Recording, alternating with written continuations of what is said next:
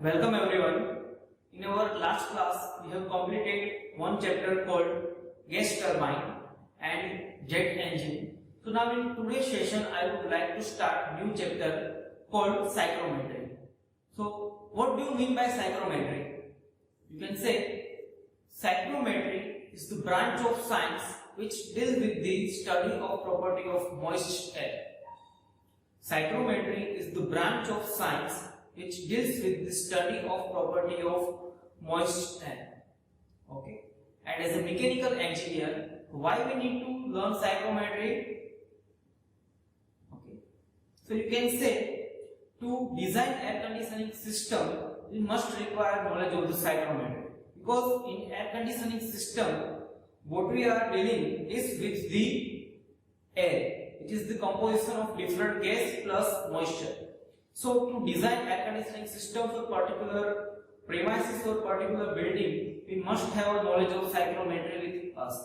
Once we have a knowledge of psychrometry, then and then we are able to design air conditioning apparatus for the building, or you can say for the premises.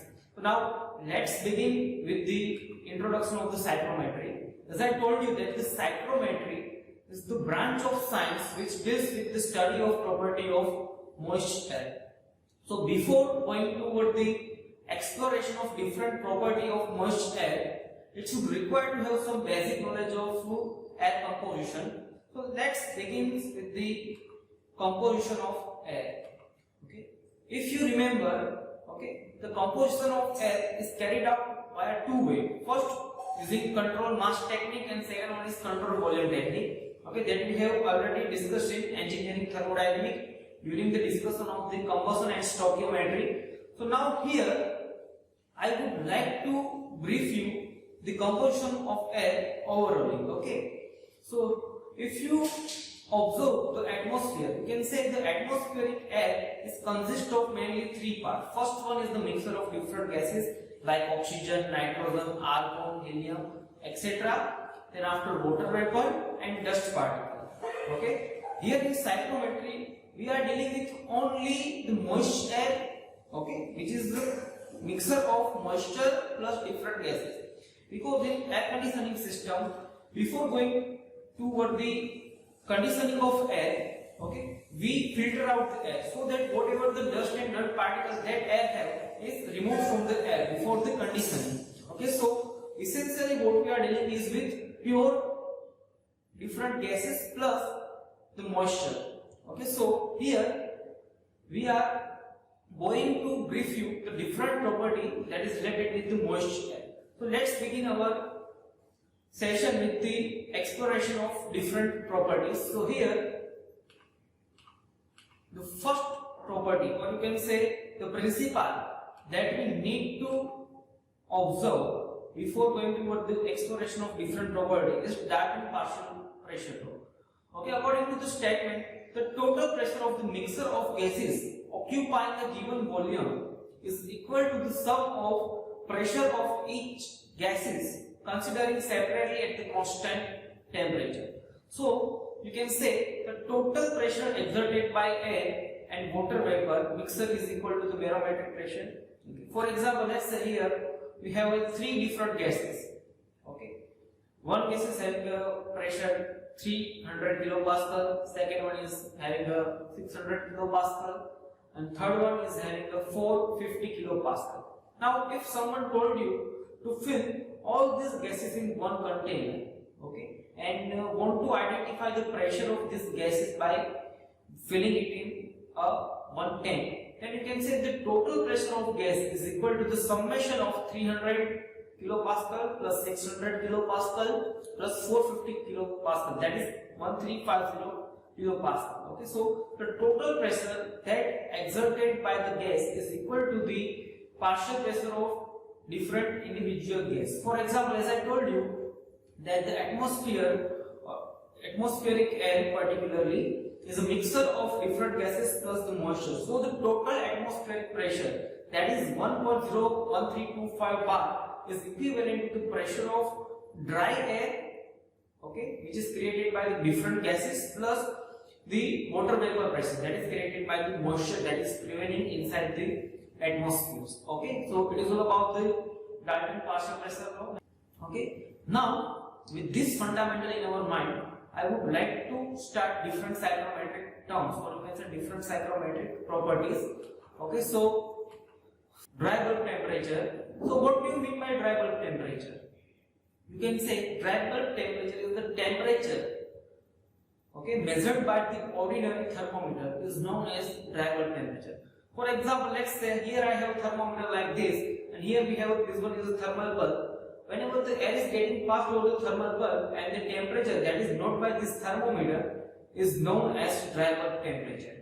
Okay, and dry bulb temperature does not consider the effect of the moisture in temperature measurement. Clear? And it is denoted by TDB. Okay. Now next one is wet bulb temperature. What do you mean by wet bulb temperature? As I told you that the dry bulb does not consider the effect of the moisture that is present inside the air.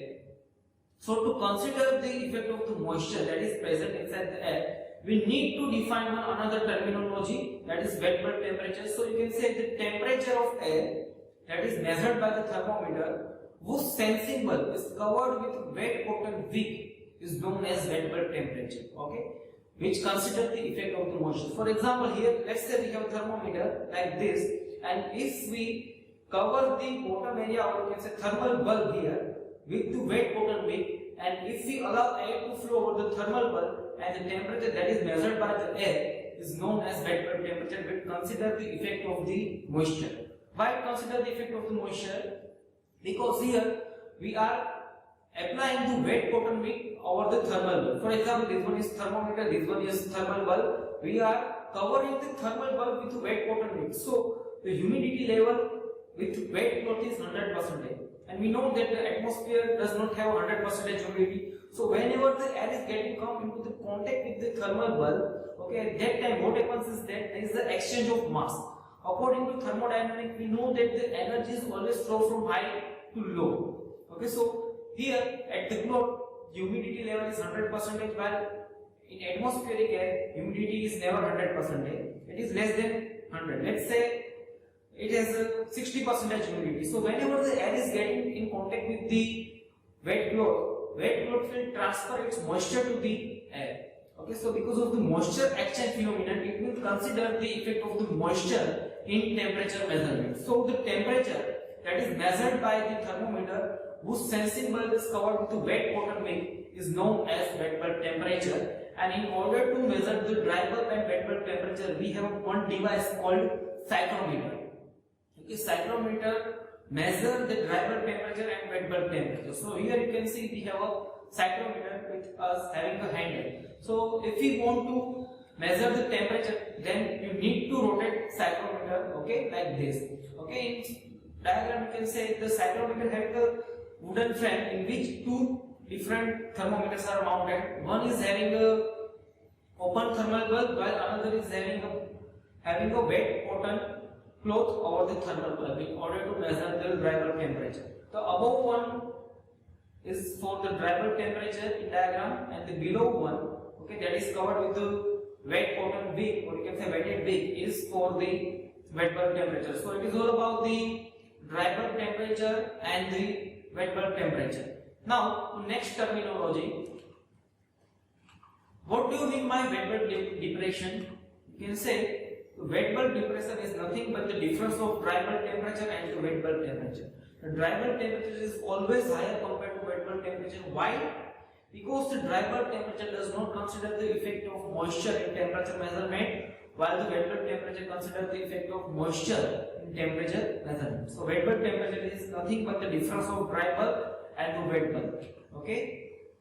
Then after absolute, or you can say specific humidity or humidity ratio. Okay, humidity ratio is nothing but the mass of water vapor associated with 1 kg of dry air. Okay, so here you can see the mass of water vapor present in unit mass of air. So mathematically you can write mv by ma, where mv stands for the mass of water vapor and the ms stands for the mass of dry air.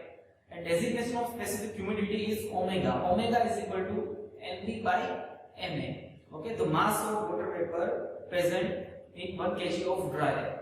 And we know that we can write Pv equal to mRT, and based on this here, we can say mv is equal to pvv divided by rvt and ma is equal to pav divided by rat. So volume and the temperature is getting cancelled out. So here we have omega is equal to pv by rv divided by pa by rat. Okay, which is equivalent to 0.622 pv divided by pa.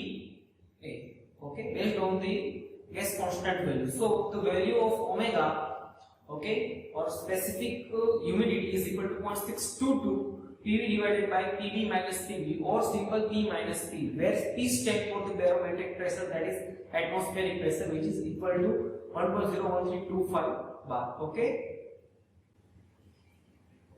Now the next term is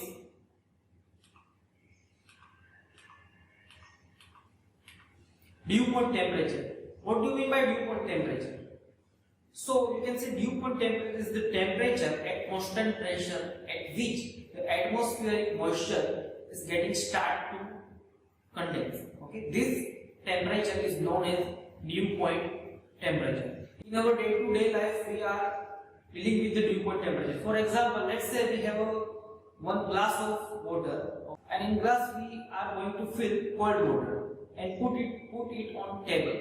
So after the certain interval of time, you may observe some of the water will getting condensed over the surface of glass. So the temperature at which this condensation is beginning is known as dew point temperature. So in a very simple way, you can say dew point temperature is the temperature at which the moisture of air at constant pressure is getting condensed. Okay. Here you can see the example. Here we have a glass of water inside which we are providing some of the cube of ice, okay, and put it for the certain interval of time. And after the certain interval of time, you might notice the creation of the condensation on the surface of glass. Okay, so the temperature at which this condensation is beginning, this temperature is known as dew point temperature. Clear to all? Okay, so it is all about the different term of psychrometry. Okay, so now in our next class, I would like to begin with the remaining psychrometry terms. Okay, thank you.